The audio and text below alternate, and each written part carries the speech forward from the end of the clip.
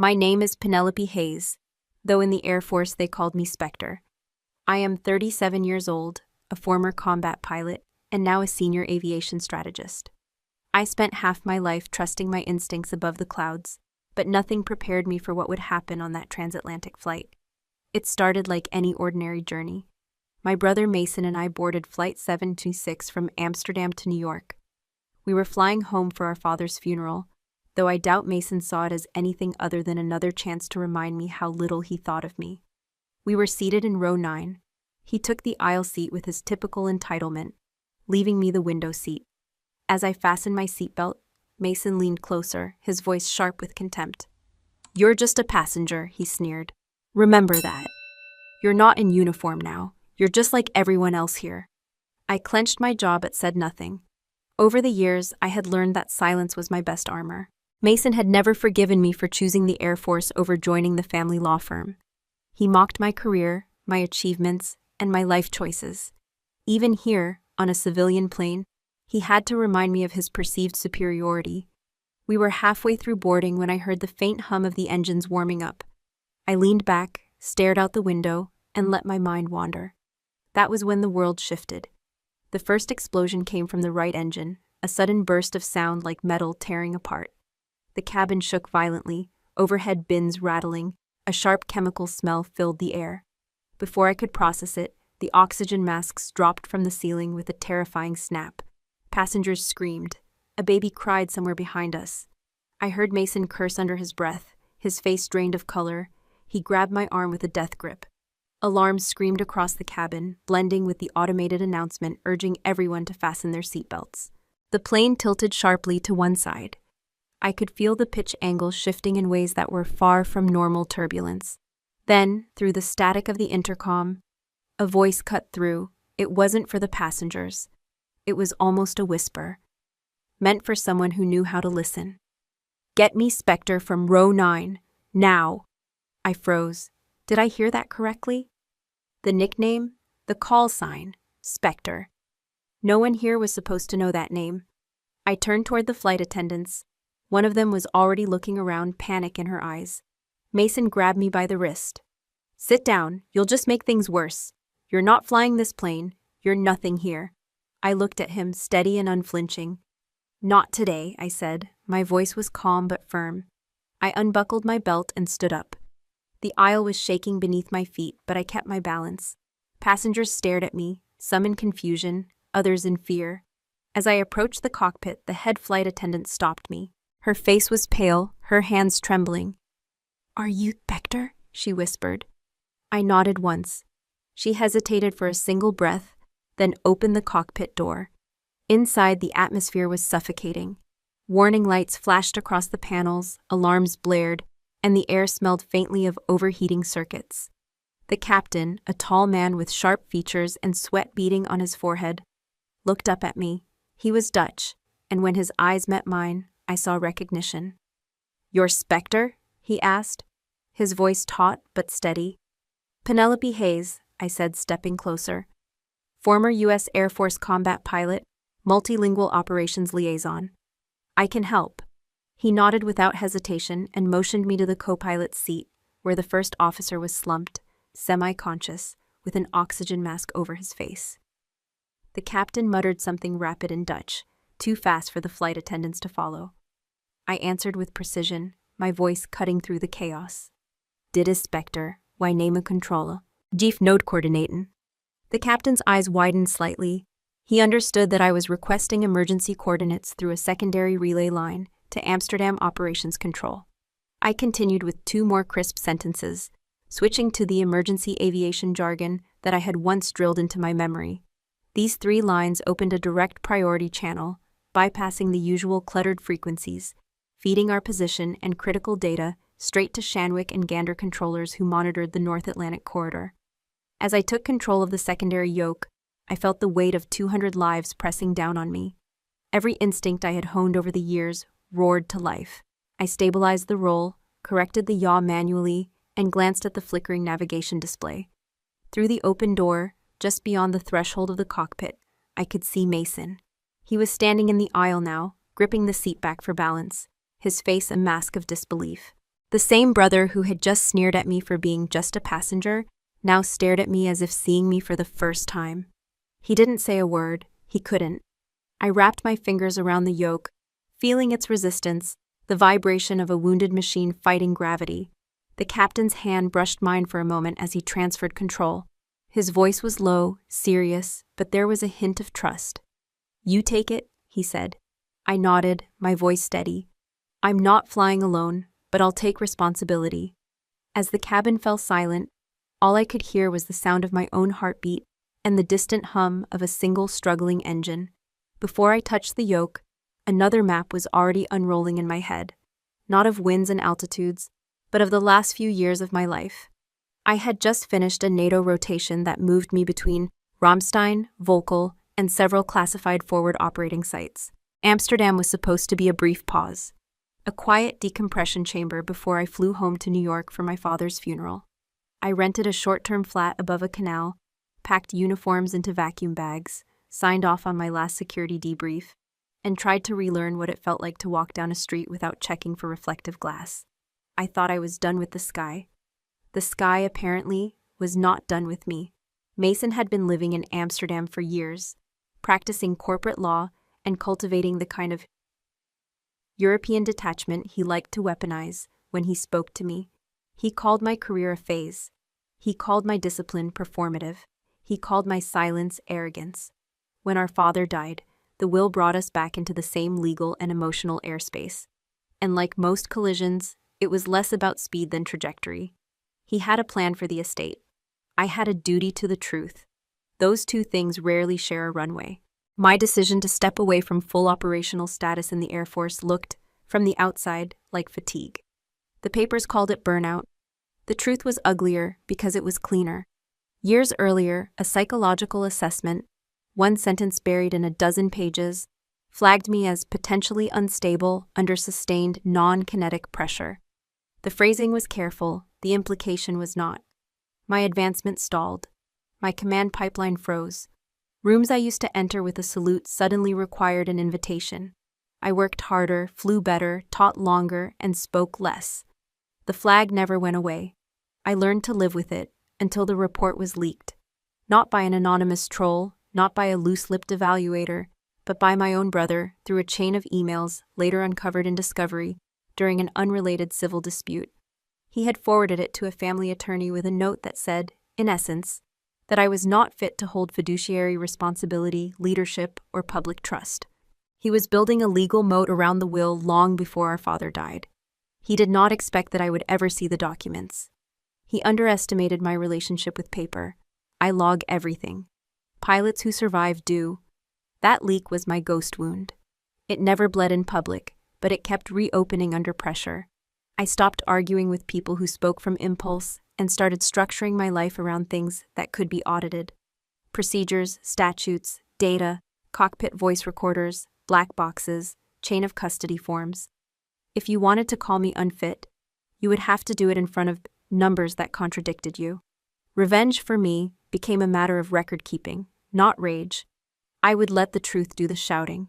So I stayed in Amsterdam long enough to close NATO files, long enough to book 2 tickets to New York, one for the dutiful son who knew the law, one for the daughter who knew what law looked like when you stripped away its theater. We boarded row 9 like it meant nothing. His voice landed first. "You're just a passenger." He believed roles were fixed once assigned. I believed roles were temporary until proven under stress. When the engine burst and the masks fell, no courtroom, no boardroom, no probate petition mattered.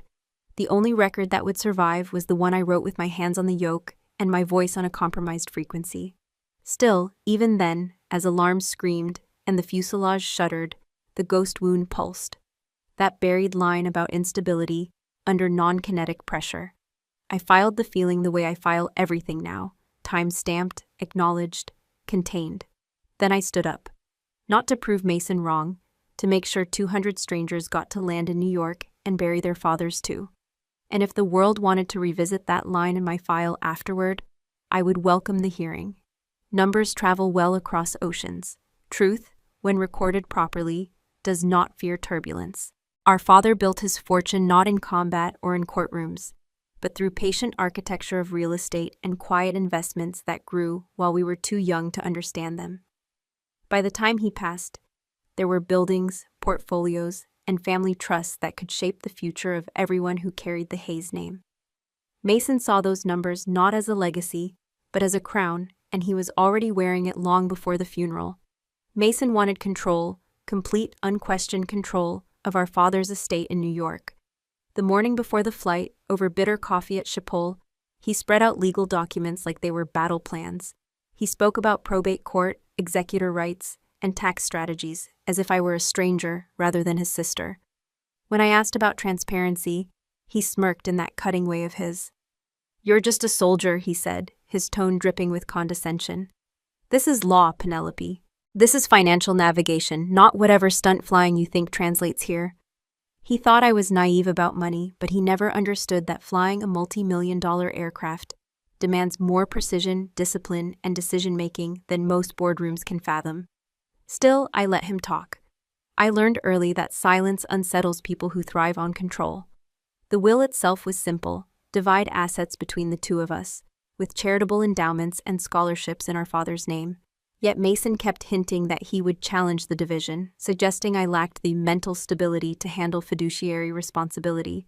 It was a recycled version of the same poison he leaked years ago, a story he told behind my back to justify his need for dominance. Each time he tried to corner me with words, I wrote it down. I kept a small black notebook, no bigger than a palm, a habit I carried over from my Air Force days. Back then, every mission required precise logging: altitude, fuel burn, radio chatter, even subtle engine tremors. Now I logged Mason's insults, the exact phrasing of each dismissive remark, the tone he used when he called me unstable or reckless. Not for revenge in the cinematic sense, but because documentation is power. If you want to dismantle a false narrative, you start with dates and exact words. On the morning of our departure, he leaned against the gate counter, signing some last-minute document on his tablet. I stood nearby, quietly observing the way he carried himself, like he owned the ground under his feet. "When we land in New York," he said without looking up, "I'm meeting with the attorney. Don't expect me to include you in the strategic talks. You're not trained for this." That was the spark. Not because I needed his approval, but because he underestimated the strength of someone who doesn't argue for a place. They simply take the right seat when the moment demands it. Mason believed law and money were the only instruments that mattered. I knew otherwise. Life, like flight, demands a steady hand when engines fail. As we boarded, I slipped my notebook into my carry-on, feeling its familiar weight. It was my log, my truth, my silent witness. Mason could sneer all he wanted. Every word was already recorded. In the cabin, as the engines hummed and passengers settled, I looked out at the Amsterdam runway. My reflection in the window was calm, almost detached. I told myself, endure, record, respond only when necessary. That was my new combat strategy: quiet precision instead of loud retaliation. Mason didn't know it yet, but his words would soon collide with a reality he could never control. When the right engine exploded and the cockpit called for Spectre, every log entry, every insult, and every buried accusation became irrelevant. The only thing that mattered was who could guide 200 souls home, and that was me. We crossed the midpoint of the North Atlantic when the first turbulence felt wrong, asymmetrical, like a hand shaking only one wing too hard today. CPDLC packets began timing out. ACAR's messages duplicated, then vanished, while HF hissed with distant lightning, the kind you hear before you see out there. The captain fought the yoke gently at first, trimming, stabilizing, reassuring the cabin, but the pitch oscillation widened, shallow to steep, shallow again, then steeper. A continuous stall warning vibrated through the column, not yet a full break, but close enough that muscle memory woke before conscious fear could form. Task saturation hit the cockpit like smoke. You cannot see it, but you cough, and everything takes 3 steps instead of 1 to get done. The first officer slumped deeper into his mask, eyes open, unhelpful, his hands twitching uselessly at switches that no longer routed any pressure anywhere reliably. I watched the primary flight display flicker, horizon bar stuttering, numbers ghosting, then reappearing 2 degrees off, then correcting, then offsetting again on my scan. I did not need perfect data to know we were outside our envelope. Airplane told me with vibration, with smell, with rhythm of alarms rising. The captain called for a descent, shallow, controlled, but the sink rate spiked anyway, as if gravity had decided to negotiate directly with the fuselage. He managed radios, failed systems checklists, engine parameters, cabin updates. His hands were everywhere, which meant no hand could stay where it needed to be. Vertical speed bled away, then surged. The flight director offered lies. The autopilot, already disengaged, blinked its indifference like a witness refusing the oath entirely. I scanned, not looking for perfection, only for trend lines, heading drift, wind shear signatures, thrust numbers that did not match our rate of descent. CPDLC refused our logons. ACARS dumped half messages that read like unfinished thoughts. And HF hissed with storms rolling somewhere far beneath our track tonight. The captain looked at me, finally, the way pilots look at each other when ego is no longer useful, and said, "Take the secondary controls." My hand closed around the yoke. My thumb found the trim switch. My eyes narrowed to the thin horizon bar shaking like a pulse line. Memory took over where certainty failed. Elbow angles, wrist pressure, the calibrated patience of waiting 1 second longer before correcting, to avoid pilot-induced oscillation amplification. Stall warning again, this time shorter. The nose wanted to wander. I let it, then coaxed it back, like convincing a frightened animal to breathe. Passengers were praying, crying, bargaining. I heard it through the door like weather, background pressure you account for, but cannot change inside your own cockpit. Mason's face hovered in the periphery. Disbelief, fear, pride collapsing. I ignored it because pride cannot hold altitude the way numbers can when gravity tightens. We were between continents, between authorities, between options. The only jurisdiction that mattered now was physics, and physics is brutally fair to every pilot alive. I asked for weight, balance, winds aloft. The captain read partial figures. I inferred the rest, building a mental glide map no screen could display. The airplane sagged again. I eased the nose, traded altitude for control, time for certainty, because survival is always a currency you spend deliberately carefully. Task saturation was now measurable. The captain's breathing sped, his checklist cadence fractured. I spoke slower, shorter, to cut his workload in half right there. Outside, clouds smeared into charcoal.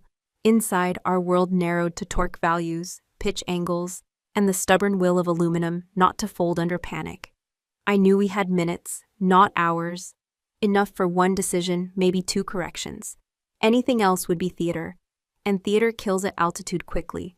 So I flew the airplane first, then the problem, then the procedure, because that hierarchy has saved more lives than any courtroom argument ever will. The captain's breathing had turned shallow as he wrestled with controls that no longer answered the way they were designed to. He looked over his shoulder at me, the weight of 100 alarms flashing in his eyes, and spoke just one word, low and strained. Spectre. The call sign was not a question. It was a recognition, a request for me to step out of the shadows. I slid fully into the right seat, hands steady on the auxiliary controls. The first officer was still slumped against the bulkhead, dazed and unresponsive. The captain gave me a nod, muted, urgent. "The standard frequencies are useless," he said, voice tight. "We're not getting clear data from Shanwick. Do you have another path?" There was only one, and I hated that I knew it by heart. During my NATO rotation, I had been granted access to a classified relay line through Amsterdam's OCC, Operations Control Center, a channel that could cut through the static when every civilian frequency failed. It required a military clearance handshake, a series of codes layered with voice verification. The captain didn't have the clearance to open it. I did. I toggled the encrypted panel that hid under a protective cover, the one most commercial crews never touch unless a war game scenario is in play. My thumb hovered for half a second. Then I pressed the switch and spoke in Dutch, crisp and unwavering. "Dit is Spectre, wij nemen control. Geef noodcoördinaten." This was the first of 3 phrases, my identification and request for emergency coordinates. There was a pause, then a burst of static, and a voice on the other end answered in Dutch, confirming my clearance. I followed with the next 2 phrases. Additional authentication strings that combined call sign, mission ID, and a one-time NATO relay key I had memorized years ago. It felt like slipping back into a uniform I no longer wore, the weight of an oath I thought I had left behind. The OCC took less than 30 seconds to triangulate our position, verify our flight path, and push a direct feed of weather and alternate landing vectors to Shanwick and Gander. The captain's eyebrows shot up as the navigation screen, which had been blank and stuttering, began to populate with stable data streams. "How did you?" he started, but I cut him off with a raised hand. "Fly the airplane. I'll handle the line." Vertical spike number 3 struck hard when OCC's next transmission came through. The remaining engine was now running hot, bleeding oil at a rate that suggested it might cease completely. The words were clinical, but the meaning was brutal. We should prepare for a dead stick glide scenario. If the engine quit, we would have to fly on whatever altitude we could preserve and glide toward a safe vector, if such a vector existed in the middle of the Atlantic. The captain swallowed, a small twitch at the corner of his mouth. I saw him doing the math. Weight, altitude, glide ratio, wind shear. My brain was already a step ahead, recalling emergency profiles drilled into me during training sessions that simulated catastrophic engine failures over open water. "I'll keep them updated," I said. My voice was calm, but my pulse was beating a tempo that belonged to a combat zone. "You fly the pitch. Keep us stable. We need altitude more than anything now." I relayed our altitude, current sink rate, and fuel metrics back to OCC. They fed real-time wind vectors, turbulence pockets, and cloud density straight to my screen. It was the kind of data package that usually requires minutes of decoding. We didn't have minutes, so I interpreted on the fly, adjusting our glide envelope in my head. Outside, the Atlantic stretched dark and merciless below us. No land in sight, just gray water broken by white caps, like teeth. I felt Mason stare from the cabin behind me, heavy with the realization that his just a passenger sister was now speaking a language, both literal and technical, he would never understand. He didn't need to. 200 lives did. As I finished the third Dutch confirmation phrase, Nuudvector bevstigt, handhaf koers, wij kan glijden indien nodig, the cockpit fell quiet for a single breath. The possibility of losing the last engine was no longer theoretical. It was the scenario we had to plan for. I looked at the captain and said, "If we go silent, I'll take the glide. Be ready to dump weight." He nodded once, trusting me, trusting Spectre. The captain and I split the cockpit the way surgeons split a failing heart. One mind for the cut, one mind for the rhythm. I spoke to OCC and Shanwick in clipped sentences, translating their wind vectors and minima into numbers he could feel through the column. He flew, I calculated. Then the workload inverted, like a stalled wing snapping through the horizon. He looked at me, jaw tight. "I have never flown glide only with this many souls," I answered without ceremony. "Then I will." We made the handoff with no performance, no debate. He slid his palms off the yoke. I wrapped mine around it, thumb resting on the stubborn trim switch that felt hotter than it should. He took the radios, his cadence evening out now that he had a single lane to drive. My voice cooled further, shaving words until only data remained. Pitch 2.5 down. Trim 1 notch. Hold bank at 3 degrees right to counter the crosswind predicted at our descent corridor. Confirm sink at 800 feet per minute. The airplane bucked. I let it talk. The sine wave of control began. Shallow confidence, sharp doubt, shallow confidence again. Each oscillation taught me the next correction. Each correction taught me the next restraint. When I fly in crisis, I do not chase perfection. I chase the trend that keeps everyone breathing. The captain relayed to Gander the numbers I fed him, and for the first time since the explosion, the cockpit felt like a single organism instead of two people drowning separately. OCC pushed an updated weight estimate. I ordered a fuel dump. He hesitated, calculating legality. I reminded him quietly that legality is meaningless if we arrive as debris. He keyed the command. The jet lightened its shoulders. Our glide ratio improved, marginally, but margins are how planes survive and biographies get written. A new shudder rattled the pedals. Rudder response lagged, then jerked. I feathered inputs, coaxing the tail back into line the way you calm a spooked horse. Small pressure, time, repetition. "You are flying by feel," he said, not accusing, almost reverent. "There is nothing left to trust," I replied, "except the air and the time it gives us." I narrowed my scan. Attitude indicator, airspeed tape, vertical speed. The wavering horizon through the windshield's haze, everything else was noise. The captain read back another advisory, possible convective burst cells forming ahead along our glide path. I altered heading 2 degrees, stealing a softer layer of air, promising to pay the debt with a steeper flare later if I had to. He did not argue. Trust is a currency earned mid-fall. In the cabin, the intercom carried his voice, not mine. He told them we had additional support in the cockpit. He did not say my name. He did not need to. Names do not slow sync rates. Work does. Meanwhile, Mason's silence pressed against the door like weather. He had run out of vocabulary for contempt, and fear had no grammar he could wield against me. The oscillations narrowed. Control returned, not as a trophy, but as an agreement between gravity and discipline. I felt the airplane settle into the profile I wanted, a wounded animal that had decided to follow me home. "You have got it," the captain said. "I have got it," I answered, and meant responsibility, not pride. Then OCC's next packet arrived, and every number on my screen hinted that the engine we were nursing was about to stop pretending it could help us at all. If it died, we would trade altitude for order, glide for grace, and every second for one shot at a strip of concrete no chart had promised us, because one chance, managed well, is a landing today. The moment came without warning, and yet every nerve in my body knew it was coming. A sharp shudder rippled through the frame, the kind that says something deep inside has given up. The remaining engine coughed once, twice, then went silent. Not a slow fade, not a partial throttle, silence. The sudden absence of thrust was louder than any alarm. The aircraft shifted from powered flight to pure glide, a 170-ton glider skating through thin air. I locked my grip on the yoke. "Engine 2 is gone," I said, my voice calm, even as the captain's eyes flashed wide. He confirmed, scanning the dead gauges, flipping switches that no longer mattered. Hydraulic pressure dropped to 0, and with it, the luxury of automated control surfaces vanished. Every adjustment now had to be coaxed through manual trim, through brute force and intuition. Vertical spike number 4 hit when I called for flaps, and nothing answered. The indicator light blinked red, mocking me. "Flaps are not responding," I said flatly. "We'll fly clean, but I'll need to feel every change in AOA."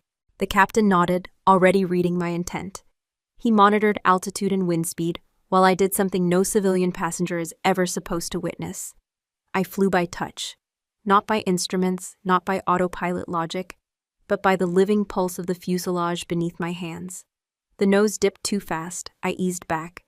Too much back pressure and we would bleed energy. Too little and we'd sink too steeply to recover. Every second became a negotiation between lift and gravity. I shifted my weight slightly, adjusting rudder pedals with the care of someone tuning a delicate instrument. The captain called out altitudes, 28,000 feet, dropping, but I barely heard him. The plane and I were having a conversation that only we could understand. There was a brief moment, 4 seconds, maybe less, when my mind froze. I will not admit that out loud, not yet, because I'm supposed to be unshakable. But as I felt the control surfaces resist me, as I realized I was alone in this mechanical silence, a single thought flashed. If I fail now, no one will know why. Then I forced that thought down, buried it beneath layers of training and instinct, and kept flying. The cockpit had narrowed to essentials, my breathing, the captain's voice, the hiss of dead systems. OCC came back on the line with a blunt assessment. "Prepare for glide landing," they relayed through the Dutch operator. Shanwick and Gander confirmed. We were too far from any major runway, but there was a Cold War emergency strip, marked on a forgotten map, within a narrow glide envelope. It was a long shot, but it was our only shot. I adjusted trim manually, feeling the metal groan as the control surfaces moved sluggishly. Without hydraulic assist, every correction felt like dragging a steel door against a storm. The captain's hand hovered near mine, ready to take over if I faltered, but he didn't. He saw the focus in my eyes, the quiet calculation. This was my fight to finish. "Penelope," he said quietly, almost reverently, "you have the controls." "I have them," I replied. And I did. Not just the yoke, but the weight of 200 lives hanging in this impossible silence. We were now a glider, and I had one chance to guide it home. The silence of a dead engine feels different at cruising altitude. It is not quiet, It is tense, like a room full of people holding their breath. I asked the captain to stabilize pitch while I switched fully to data mode. OCC, I need wind aloft at our current grid, temperature deviation from ISA, and any updated turbulence vectors, I said into the encrypted channel. My voice was calm, but inside I was plotting every variable as if solving a lethal equation. OCC responded with clipped precision, relaying data to Gander. Within seconds, Gander confirmed our minimum sink rate if we held a glide profile at 2 degrees down with the speed of 240 knots. It was thin, but it was workable. I trimmed manually, feeling the stubborn resistance of the tail. Every small input mattered. Too much nose up and we'd stall, too much nose down and we'd overspeed into structural limits. I ran mental calculations on weight distribution, fuel dump results, and surface temperature at potential landing zones.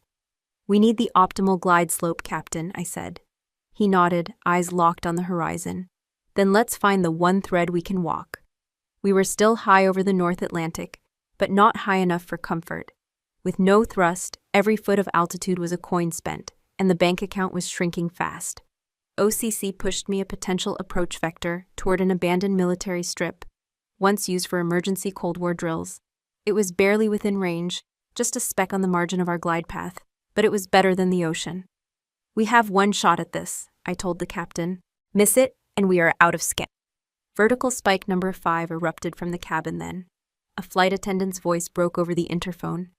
We have a passenger with a cardiac episode, seat 14C, no pulse for a moment, but we're trying CPR. The ripple of panic spread faster than the vibration of the wings. I heard muffled cries, prayers, someone calling for a doctor. I clenched my jaw and forced myself to stay in pilot mode. Tell them to continue compressions, I instructed. We will be on the ground before the clock runs out. The captain glanced at me, surprised by my tone. I wasn't just promising a landing, I was committing to it as if failure wasn't an option. We'll touch down before medical time expires, I repeated, loud enough for him and the interphone to hear. The cabin fell into a strained silence, the kind of silence that believes. I tightened my grip on the yoke and fine-tuned the angle of attack, feeling the subtle tremors of airflow along the fuselage. My training had always emphasized the importance of trust in numbers, but here, instinct was just as critical. I watched the vertical speed needle settle at -800 feet per minute, stable but relentless. This profile buys us 26 minutes of glide, I said, eyes scanning between instruments and the dim shape of the horizon. We used 20 of those to reach that strip. Mason's face flashed in my mind, his arrogance, his mockery. Yet he was now silent, probably staring at the cockpit door, realizing that the soldier he dismissed was calculating his survival down to the last foot of altitude. I let that thought fuel me, not as anger, but as clarity. I called OCC again. Confirm final approach heading, wind shear data, and emergency vehicles on standby. They acknowledged, relaying updates to Gander and back. My voice never shook. I felt the weight of the jet, the heartbeat of every passenger, the pressure of every calculation. One chance, I whispered to myself, my fingers white on the yoke, and I will not waste it. The makeshift strip was nothing more than a forgotten scar in the wilderness, a stretch of cracked concrete surrounded by dense forest. Emergency trucks lined the sides, their lights flashing faintly like fireflies against the dusk. I held the yoke with both hands, my palms slick, but my mind cold and precise. OCC had confirmed landing gear deployment, but the status indicators flickered. Gear may not be locked, the captain said, voice low. We'll know when we hit. I made the decision fast, without asking. We're going to touch nose first, just enough to force mechanical lock on the mains, I said. He looked at me as if I were insane, but he didn't argue. When you only have one shot, you commit to it like it's a promise written in blood. The aircraft trembled as I adjusted pitch. The AOA was razor-thin between glide and stall. I called out the last checklist manually, my voice steady. Speed 230, altitude 2000, flaps non-functional, manual brakes armed. My left hand hovered over the emergency brake lever, ready to yank it with everything I had. Vertical spike number 6 hit when I checked the nose gear camera feed. Nothing but static. I toggled again. A blur of black and white, no clarity, just a suggestion of shape. We're blind on the gear, I muttered. The captain's lips pressed into a line. Then we land as if it's not there, I answered myself. The treetops loomed beneath us, dark and sharp. I eased the nose down slightly, aligning with the faded centerline of the strip. My breathing slowed. This was the moment every hour in the simulator, every combat landing under crossfire, had led me toward. I heard nothing but the whine of wind and the faint clatter of loose panels on the wings. "Brace," I said into the intercom. My voice cut through the cabin, crisp and final. I imagined Mason's face, somewhere behind that door, pale, gripping his armrest. For once, I didn't care if he mocked me again. If I did this right, he wouldn't have words anyway. The ground surged upward like a wall. I lowered the nose deliberately, harder than standard protocol, using the forward momentum to shove the mains into place. A metallic thunk reverberated through the fuselage, a sound that could mean lock or break. I didn't wait to find out. I pulled slightly back, leveling for touchdown. The front wheels hit first with a jolt that rattled my teeth. The main gear slammed down next, accompanied by a deafening screech of rubber scraping concrete. Sparks erupted on the left side, showering briefly like a fountain of light. The smell of burnt rubber and hot metal flooded the cockpit. "Manual brakes now," I said, and yanked the lever. The aircraft shook violently as the emergency braking system kicked in, far rougher than automated deceleration. We skidded, bounced once, and I felt the rear tires shred. Smoke poured past the windows, blurring the thin line of the runway. The captain called out distances. 500 feet, 300. His voice was strained but clear. I held the yoke steady, adjusting only enough to keep us on the center line. The edges of the runway blurred with the trees, dark and waiting. I could hear passengers screaming behind us. Somewhere, someone was praying out loud. My heart was a hammer, but I never let my hands tremble. This wasn't a landing anymore. It was a fight between momentum and will. The brakes shrieked, smoke thickened, and the forest raced closer.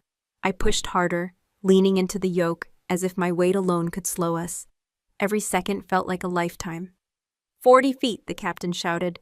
The trees were right there, like an approaching wall. I gave the brakes one last brutal pull. The aircraft lurched, metal groaning in protest. We skidded sideways for a breathless instant, then stopped, 40 feet short of the tree line. For a moment, no one moved. No one breathed. Then the cabin erupted with the raw sound of survival, sobs, cheers, laughter breaking like waves. I sat frozen, my hands still locked on the yoke, the smell of burning rubber searing itself into memory. We were alive. The cabin was filled with applause, a thunderous wave of relief crashing over the wrecked silence that had hung there for the past hour.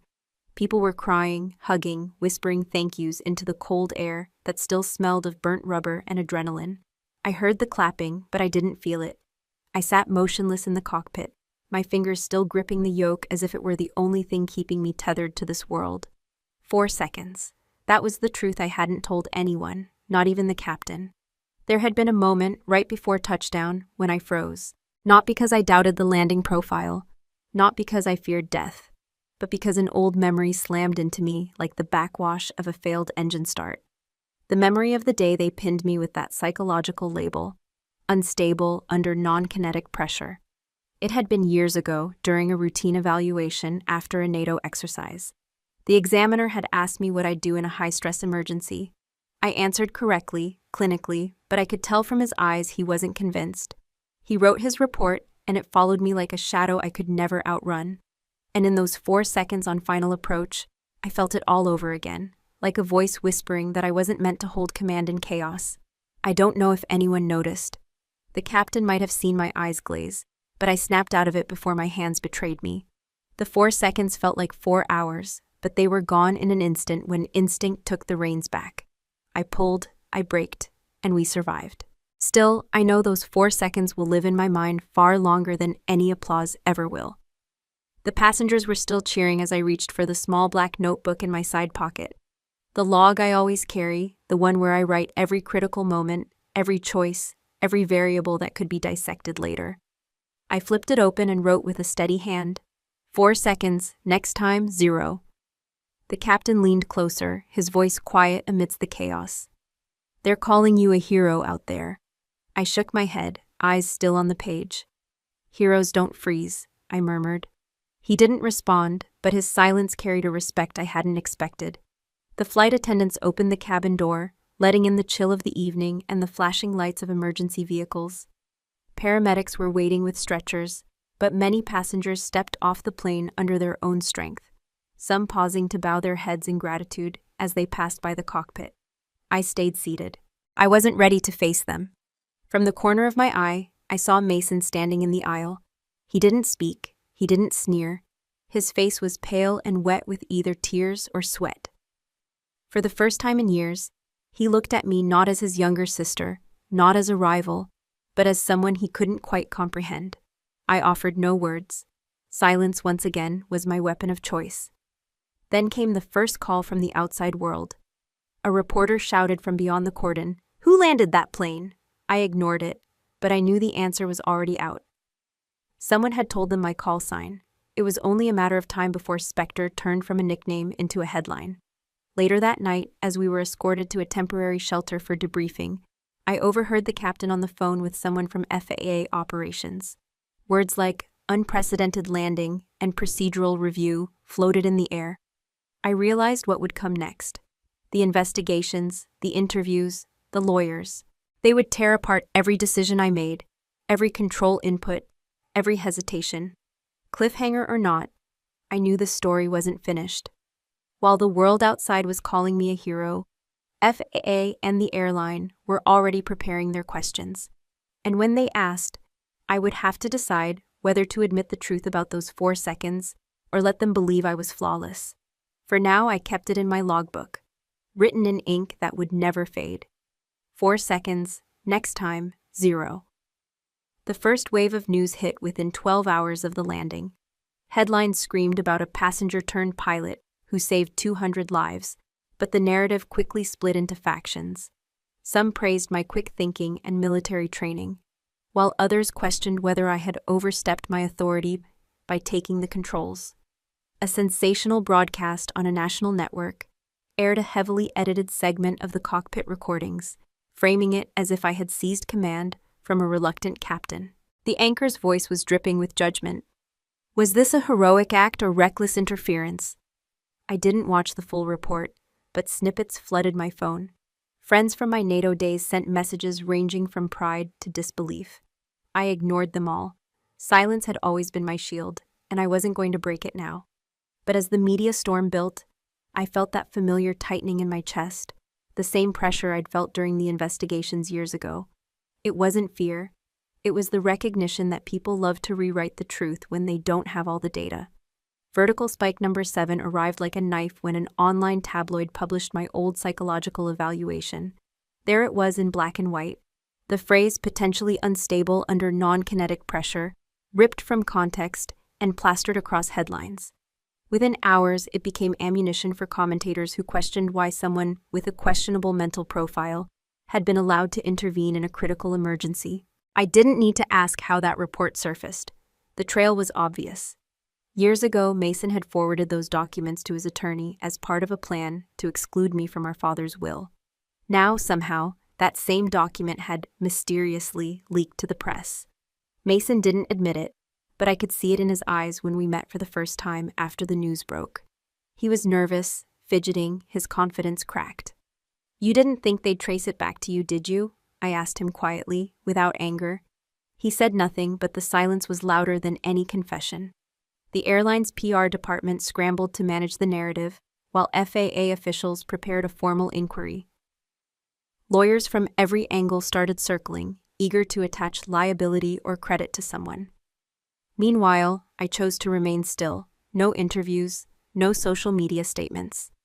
I let the noise swirl around me like crosswinds. My attorney, a meticulous woman with a sharp voice and sharper mind, stepped in. "We'll handle this," she said. She filed a legal motion demanding an investigation into the leak of my personal records, citing defamation and breach of privacy. Her strategy was surgical. Let the evidence speak. Let the truth emerge without emotional outbursts. In private, I opened my logbook and wrote one line. Media storms are just turbulence. Steady hands, steady mind. It was my reminder that survival doesn't end with landing the plane. Sometimes the real battle begins after the wheels touch down. Mason avoided me for days, but but I knew he could feel the weight of what he had done. The side plot was no longer hidden. And while I didn't seek revenge in loud, fiery ways, I understood that the truth, documented, precise, undeniable, was the sharpest weapon I owned. The FAA and NTSB hearings were nothing like the roar of the cabin or the chaos of the cockpit. They were colder, sterile, a room lined with polished wood, microphones, and faces that hid judgment behind practiced neutrality. I walked in wearing a simple suit, my logbook tucked under my arm, like a weapon that didn't need to shout to be sharp. The investigators started with the black boxes. The DFDR and CVR extractions played on a screen in front of us. Every alarm, every call-out, every sound of the cockpit during those final minutes was replayed for the panel. I watched my own voice emerge from the speakers, calm, clipped, calling out pitch angles and glide ratios. Then the moment of truth, the captain's voice, strained but unmistakable. "Get me Spectre. I need her on comms now." The room shifted almost imperceptibly. Some of the people who had come in ready to doubt me leaned forward, realizing that I hadn't seized control or played the hero. I had been called forward because there was no other choice. I stood and opened my logbook. Every detail was recorded. The exact time the first engine failed, the altitude loss per minute, the sink rate trends, the vectors calculated from OCC relays, and the adjustments for wind aloft and ISA deviations. I laid out the flight profile with precision, every second, every degree, every nautical mile accounted for. My voice was even, my tone analytical. I didn't need emotion. The data spoke louder than any story. One veteran pilot on the board, a man with decades of commercial experience, leaned back in his chair and narrowed his eyes. "Miss Hayes," he said, his tone a blend of curiosity and challenge, "do you understand how many lives you put at risk by taking the controls of a commercial jet without current certification?" I looked directly at him, unflinching. "Yes," I replied, 201 including my own. That is exactly why I didn't stay silent. The room fell quiet. I let the moment hang, not to dramatize, but to make sure every word landed where it needed to. The captain asked me to assist. The autopilot had failed. We were 30 minutes from land with one dying engine. Waiting for external guidance wasn't an option. It wasn't about being reckless. It was about acting before the window closed. I walked them through my decision-making process step by step. Why I chose a glide profile instead of a controlled ditching, how I balanced speed against altitude, and why the Cold War Strip was our only viable landing point. Every figure I gave was supported by the CVR timestamps and DFDR graphs on the screen.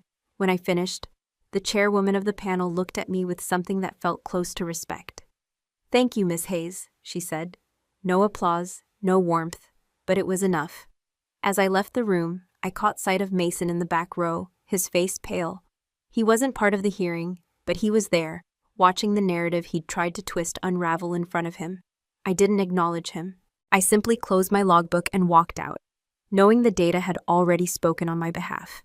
The storm with FAA and NTSB had barely settled when the legal battle over our father's estate resumed.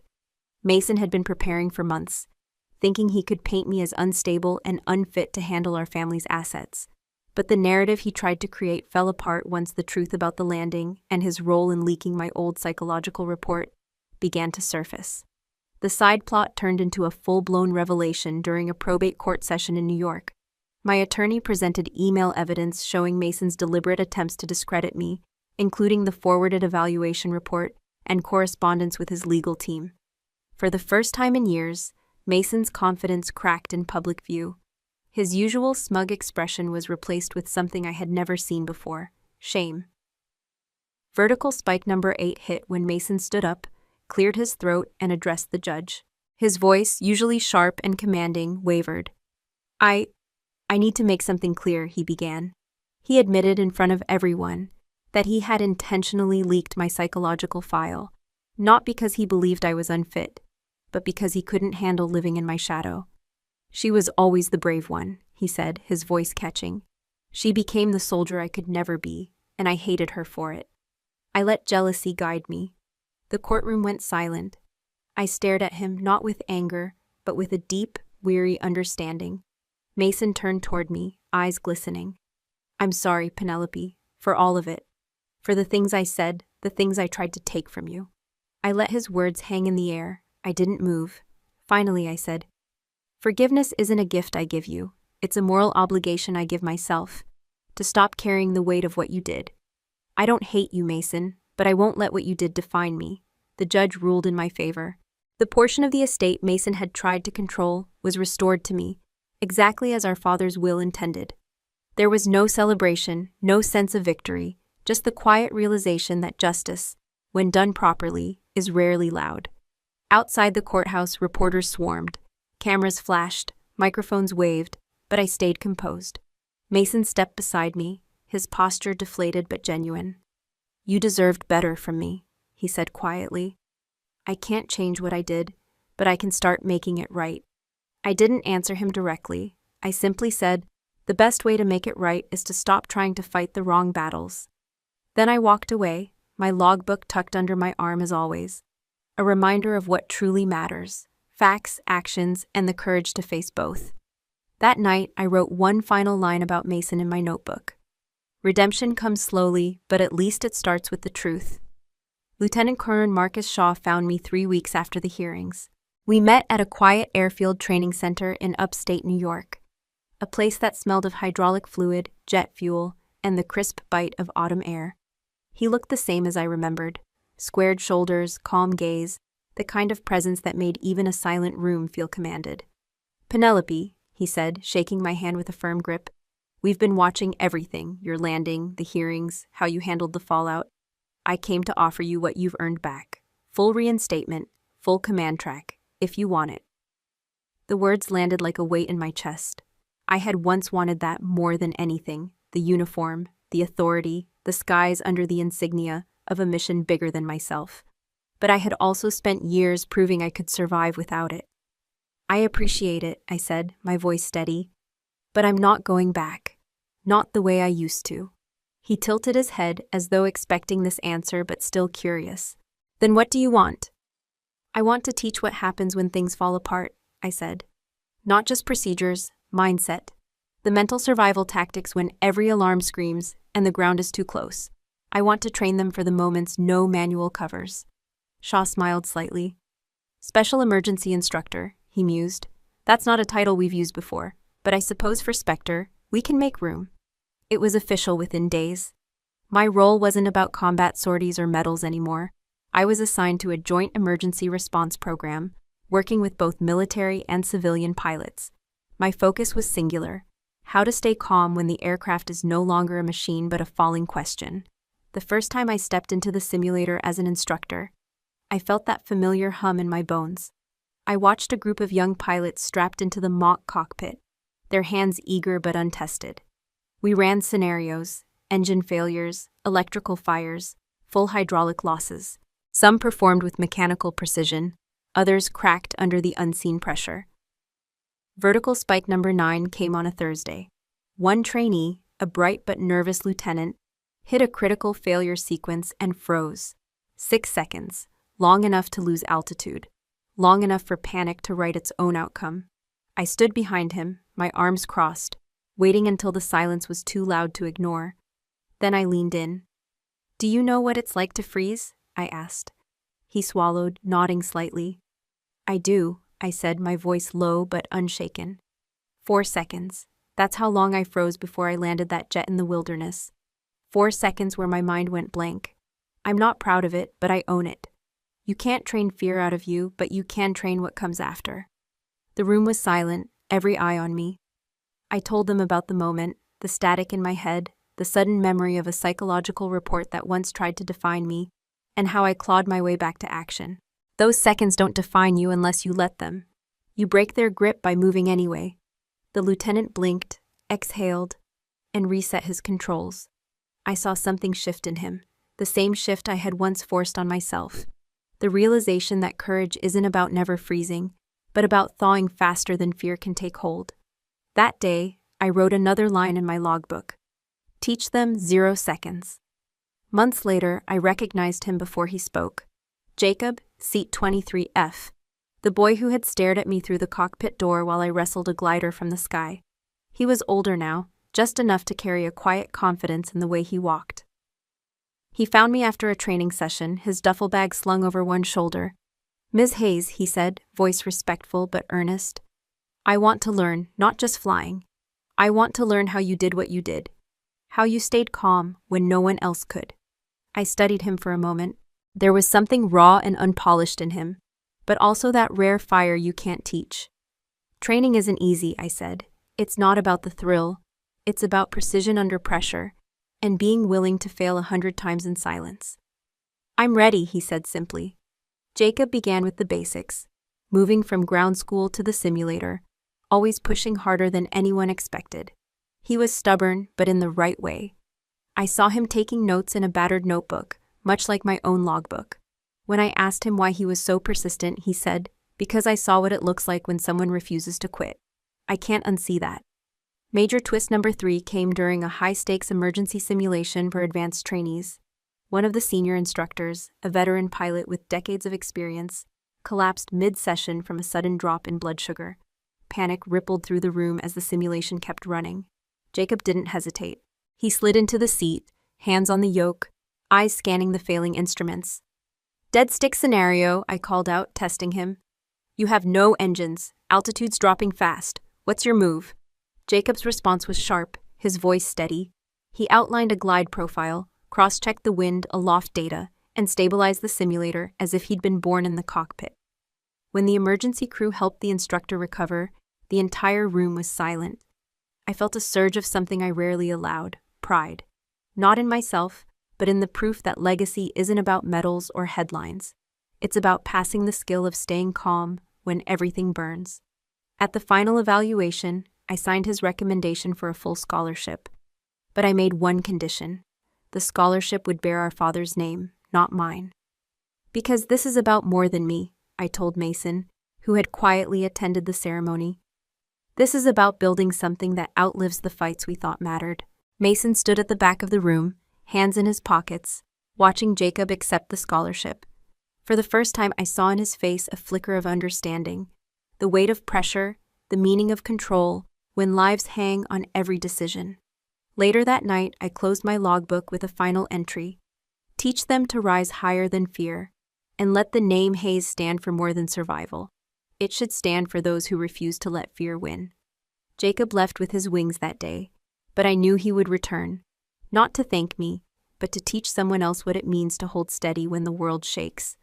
And that, more than any landing I ever made, felt like the true victory. The reunion flight took place on a crisp spring afternoon in New York. The airline had reserved a quiet hangar, and one by one, the passengers of that day walked in. Some carried flowers, others simply carried the weight of memories they couldn't quite put into words. There was a table with photographs of the landing site, smoke rising from the wheels, fire trucks circling, and faces stunned but alive. I stood off to the side, listening as survivors shared what they remembered.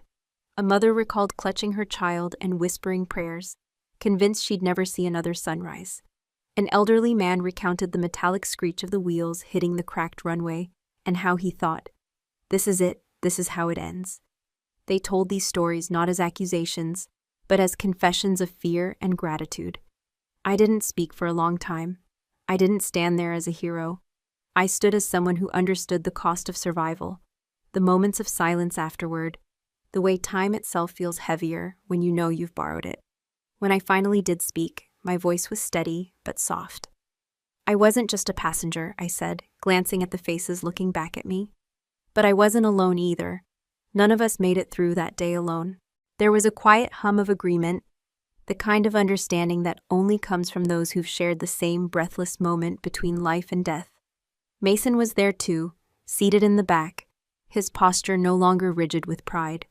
After the gathering, he approached me carrying a simple white envelope. He didn't say much, just placed it on the table between us. Inside was a signed document, a formal statement relinquishing any claim over our father's disputed assets. More than that, Mason had pledged half of what he had secured to fund an emergency response scholarship through the training foundation I had started. "It's time I contributed to something bigger than my grudges," he said quietly. I looked at him, reading the sincerity in his face. There was no need for hugs or dramatics. I simply nodded. "I don't forgive you because of this," I told him, my tone firm but not unkind.